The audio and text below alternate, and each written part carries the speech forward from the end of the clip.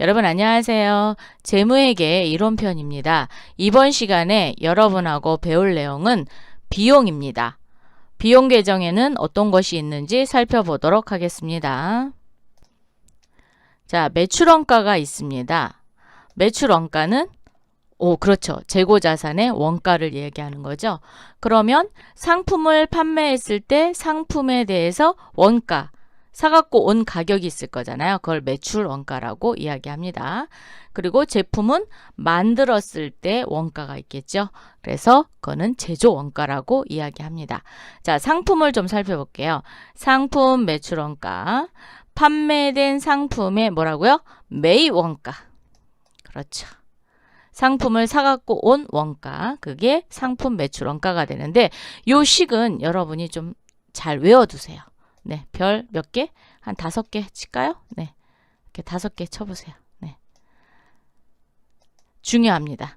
기초 상품 재고액에다가 단기 상품 매입액을 더하고 기말 상품 재고액이 상품 매출 원가가 됩니다. 그래서 매우 중요하니까 요거는 외워두세요. 제품 매출 원가는 그렇죠. 제품을 만드는데 들어간 제조 원가를 이야기합니다. 그래서 제조 원가는 기초 제품 재고액 더하기 단기 제품 제조 원가 빼기 기말 제품 재고액입니다. 요것도 좀 여러분이 잘 기억해 두셔야 이론 문제를 풀 때 많이 푸실 수 있고요. 항상 얘는 문제로 자주 나와요. 그렇기 때문에 여러분이 매출원가 그러면 기초에서 매입액 또는 제조원가 그리고 기말 재고액을 뺀다 라고 외우시고 상품이면 상품 넣고 제품이면 제품 넣으면 이렇게 되겠죠. 그래서 매출원가 공식은 꼭 기억해 두시기 바랍니다. 판매비와 관리비입니다. 판매비와 관리비는 영업활동에 필요한 비용입니다. 그래서 영업활동에 필요한 거는 그렇죠. 상품을 팔거나 제품을 팔 때 필요한 비용이죠. 그러면 판매비와 판매 그리고 관리비 그래서 사무실에서 사용하는 것 즉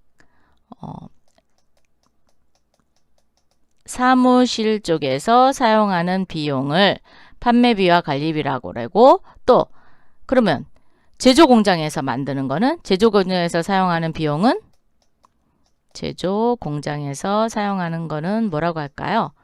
제조 공장에서도 비용이 들어가잖아요. 이때는 제조 경비라고 이야기합니다. 제조 경비.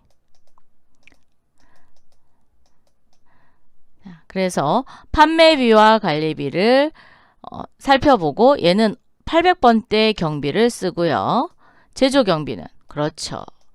제품 제조를 하기 때문에 500번대 경비를 쓴다라고 먼저 구분을 해놓고 이제 계정 과목을 살펴보도록 하겠습니다. 급여. 급여는 종업원에게 지급하는 월급 등 인건비라고 합니다. 그럼 제조 경비에서는 자, 제조 경비 쪽에서는 제자라고만 쓸게요. 뭐라고 해요? 임금이라고 하죠. 자, 임금이라고 합니다. 퇴직급여는 퇴직한 직원한테 주는 급여. 복리후생비는 누구를 위해서 돈을 쓰는 거예요? 종업원. 네, 맞습니다. 종업원을 위해서 지출하는 비용은 복리후생비. 그럼 영업을 목적으로 거래처를 위해서 쓰는 거는 접대비. 그렇죠. 여기 접대비. 영업 목적으로 거래처와의 관계를 유지하기 위해서 지출하는 건 접대비. 자, 여비교통비는 뭐 버스, 택시요금, 버스 카드 충전. 자, 버스 카드 충전, 그 다음에 승차권 구입 비용, 출장비가 여비교통비인데 요 출장비에다가 아주 표시를 잘 해놓으세요. 만약에 직원을 출장을 보냈습니다. 출장을 보냈는데 출장에서 뭐 밥도 먹고 숙박도 하고 그 다음 교통비도 들고 그럴 거 아니에요. 이럴 때 숙박하고 밥 먹은 거는 복리후생비로 처리하고 교통비만 여비교통비로 처리하는 게 아니라 출장지에서 사용한 거는 여비교통비로 몽땅 다 몰아서 써도 됩니다. 그래서 출장지에서 사용한 거는 여비교통비. 다만 출장지에서 거래처를 방문할 때 거래처에 물건 사갖고 간 거 있죠. 뭐 음료수 같은 거 이런 거는 접대비로 처리하셔야 돼요. 네, 그것만 조심하시면 될 것 같습니다. 자, 통신비는 뭐 우표, 엽서, 전화요금, 휴대폰요금, 인터넷요금 뭐 이런 것들이 통신비에 해당이 되고 그 다음에 수도, 광열비라고 해요. 자, 수도는 그쵸, 수도요금. 광열은 난방하는 거죠. 그렇기 때문에 가스요금, 난방용 유류대도 수도광열비라고 되어 있고요. 그 다음에 전기요금을 수도광열비 또는 전기요금은 전력비라는 계정을 쓰기도 합니다. 여러분 여기다 이렇게 좀 적어 놓으세요. 전력비 계정을 쓰기도 합니다. 전력비. 세금과 공가. 자, 세금이고 공과금입니다. 그래서 세금과 공가는 가장 대표적인 게 재산세, 뭐 자동차세, 면허세, 그리고 공과금은 상공회의소 회비, 무슨 협회비 이런 것들은 공과금에 해당되거든요. 그래서 세금과 공가로 정리하시면 되는데 취득할 때 취득세 내는 거 있어요. 여러분이 차를 구입하잖아요. 차를 구입하면 차에 대한 세금을 냅니다. 그걸 취득세라고 해요. 처음에 살 때 내는 거를. 자, 취득세는 세금과 공가로 분류하지 않고요. 해당 자산의 원가에 포함을 합니다. 그러면 차를 샀을 때는 차량 운반고에다가 더해서 계산을 하고요. 만약에 건물을 샀다. 그러면 건물에다가 더해서 합니다. 그래서 취득세는 해당 자산의 원가에 가산한다 라는 것만 조심하시면 될 것 같습니다. 감가상각비가 있어요. 감가라는 건 가치가 감소되는 부분에 대해서 비용으로 처리하는 겁니다. 그래서 결산 시 계상되는 유형자산의 가치 감소분을 비용 처리한 게 감가상각비가 되겠습니다. 임차료, 차, 빌린 거죠. 즉 사무실을 빌려 쓰고 우리 회사가 빌려 쓰고 사용료를 낸 거예요. 그래서 임차료 또는 지급임차료라고 합니다. 타인의 건물이나 토지를 사용하면서 지급한 사용료다라는 거죠. 수선비, 수선은 뭔가를 고치는 거죠. 고치는데 뭘 고치냐? 유형자산을 대부분 수리를 많이 합니다. 왜? 건물의 유리창 깨지면 어떻게 해요? 갈아야 되겠죠. 이런 거는 수선비에 해당이 됩니다. 그래서 유형자산의 수리를 위해 비용한 거는 수선비. 보험료는 보험에 가입하고 납부한 보험료. 그래서 화재보험료 또는 차량보험료, 뭐 산재보험료 이런 건 보험료란에 들어가고요. 자, 차량유지비가 있습니다. 차량유지비는 회사에서 운행하고 있는 차, 그죠? 모든 차가 해당이 됩니다. 그래서 여기에 유지 또는 보수와 관련된 비용이에요. 그래서 주유비, 주차비, 통행료, 그 다음에 차를 수리하면 수리비도 차량 유지비예요. 그래서 회사 차량과 관련된 비용은 몽땅 다 차량 유지비로 정리를 합니다. 연구비가 있습니다. 연구비는 연구 단계에서 발생된 비용입니다. 자산 인식 요건을 충족하지 못했기 때문에 얘는 비용입니다. 경상개발비가 있는데 경상개발비는 개발 단계에서 발생한 비용 중 자산 인식을 충족하지 못한 비용을 경상개발비라고 해요. 또는 경상연구개발비라고 이야기하기도 합니다. 자, 만약에 개발비가 개발 단계에서 자산 인식을 충족했다. 그러면 무형자산이 되는 겁니다. 그래서 개발비라는 무형자산을 쓰는데 그렇지 않고 나머지 비용은 몽땅 다 경상개발비라고 합니다. 그래서 경상개발비로 처리하시면 되겠고 운반비는 뭐 퀵 배송료, 그 다음에 뭐 또 뭐 있죠? 발송료 이런 것들을 운반비라고 하는데 상품, 제품, 매출시입니다. 밑줄.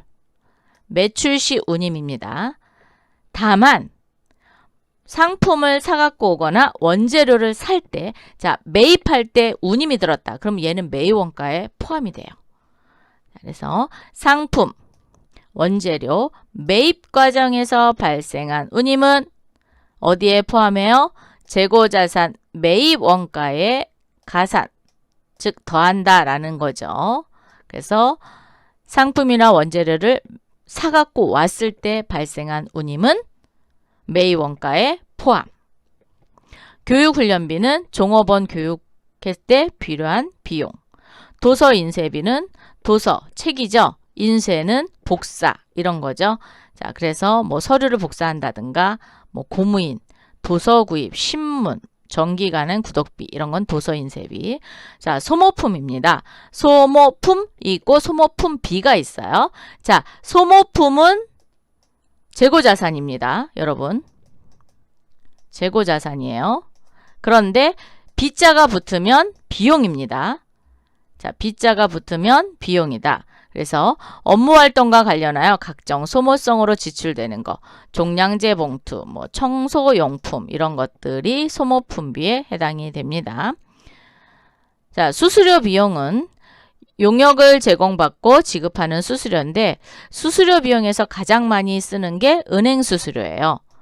그리고 기장 수수료라는 건 세무사 사무실에 내가 장부를 맡겼을 때 내는 수수료 이런 것들은 수수료 비용으로 하고요. 그 다음에 각종 이렇게 증명서 발급받잖아요. 그때 수수료 내죠.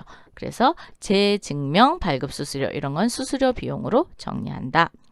광고 선전비. 자, 광고는 특정인에게 하는 게 아니고 그렇죠. 불특정 다수인을 대상으로 하잖아요. 그래서 불특정 다수인을 대상으로 밑줄 판매 촉진을 위해서 지급되는 비용이다. 대손이라는 건요. 못 받게 되는 돈을 얘기합니다. 외상 매출금을 못 받게 되면 대손 처리한다 라고 얘기하거든요. 이때 대손 처리할 때 대손 충당금이 부족하면 비용 처리해야 돼요. 그게 대손상각비입니다. 또는 결산 시 매출 채권을 회수하지 못할 거를 염려스러워서 충당금을 만듭니다. 그때 비용으로 처리하는 게 대손상각비 되겠습니다. 그래서 결산 시 계상되는 대손 예상액과 매출 채권 회수 불능액을 대손상각비라고 합니다. 잡비는 그렇죠. 중요하지 않은 조그만 비용인데 얘는 영업 활동에서 사용되는 비용입니다. 잡손실과는 좀 다른 거예요. 그래서 잡비는 영업활동에서 쓰는 거. 그래서 뭐 오물, 분뇨, 수거비 또는 TV 수신료 이런 것들이 잡비에 들어갑니다. 영업 외 비용 한번 보겠습니다. 영업 외 비용이니까 영업활동 제외한 나머지 비용을 얘기하는구나 라고 알고 계시겠죠? 자, 첫 번째 이자 비용입니다. 이자는 돈 빌려왔을 때 내가 주는 비용이죠. 그래서 차입금 또는 사채에 대해서 이자를 지급해서 발생하는 비용은 이자 비용. 외환차손, 외화환산 손실 우리가 어디서 배웠죠? 영업 외 수익에서 배웠습니다. 그죠? 환율에 차이 나는 금액이죠. 그래서 외환차손 같은 경우는 기중에 내가 외화자산을 회수하거나 또는 외화부채를 상환할 때 환율 변동에 따라서 차익이 났을 경우 손실본 금액입니다. 외화 환산 손실은 환산이 들어가면 결산이라 그랬죠. 자, 결산 시 외화자산 또는 부채를 평가합니다. 뭘로? 기준 환율로 평가를 해요. 그 평가한 금액이 내가 가지고 있는 장부 금액보다 적은 경우 그럴 때 손실 보죠. 그럴 때 외화 환산 손실이라는 계정으로 정리를 합니다. 기타에 이번에는 대손상각비인데 뭐가 붙었어요? 기타의 라고 되어 있어요. 자, 대손상각비는 아까 매출채권이라 그랬어요. 그러면 기타의 대손상각비는 그렇죠. 매출채권을 제외한 일반 채권을 이야기합니다. 그래서 매출채권 이외의 채권에 대해서 회수 불능액을 기타의 대손상각비로 정리합니다. 그럼 매출채권 이외의 채권에는 뭐가 있을까요? 대여금. 미수금 이런 것들이 있습니다. 기부금. 자, 여러분 기부할 때 대가를 바라고 하나요? 그렇지 않죠? 대가를 바라지 않고 그냥 무조건 하는 거죠. 그래서 기부금은 업무와 관련이 없이 지출되고요. 대가를 받지 않는 것을 이야기합니다. 그래서 사회나 종교단체에 납부하는 성금들, 불우이웃 돕기, 수재의연금 이런 것들이 기부금에 해당이 됩니다. 매출 채권 처분 손실이에요. 자, 여러분 매출 채권이 뭐죠? 외상매출금과 받으러이었죠. 그거를 처분할 때 손실을 본 겁니다. 그래서 매출 채권 처분 손실은 어음을 할인할 때 발생하는 할인료와 비용이 됩니다. 자, 여기 밑줄 그으세요. 받으러움 할인 시 발생하는 할인료와 비용을 뭐라고 한다? 매출 채권 처분 손실이라고 합니다. 자, 단기 매매 증권 처분 손실은 그렇죠. 단기간 매매 목적을 아니면 단기간 시세 차익을 목적으로 사갖고 있던 단기 매매 증권의 장부 금액과 처분 금액을 비교했을 때 장부 금액이 큰 경우죠. 그럴 때 손실 보잖아요. 그럴 때 단기 매매 증권 처분 손실. 단기 매매 증권 평가 손실은 결산에만 일어난다 그랬어요. 결산 시 뭘로? 공정가액이 장부가액보다 적을 때 생기는 손실입니다. 그래서 누가 큰 거예요? 장부 가격이 큰 경우 평가 손실이 생깁니다.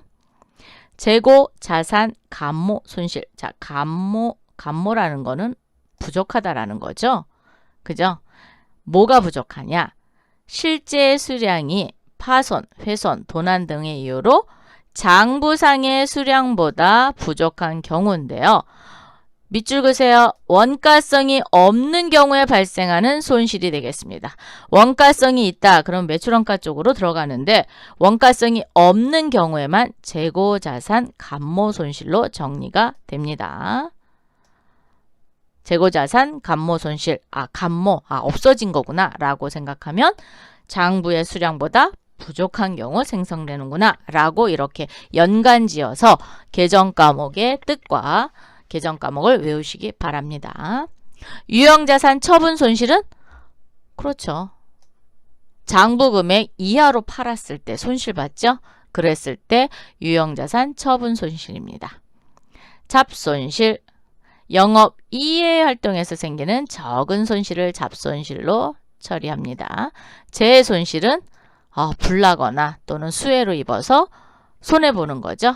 그래서 재해로 인한 손실을 재해손실 이렇게 정리합니다.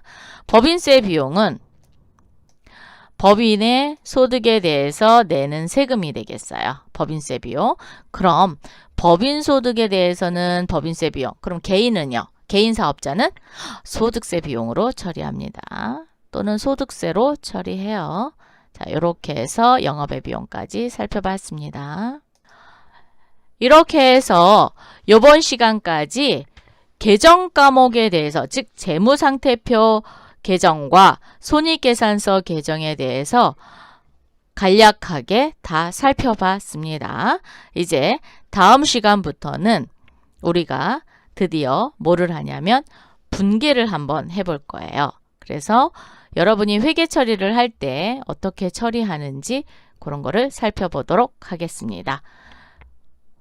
다음 시간에 또 만나 뵙도록 하겠습니다. 감사합니다.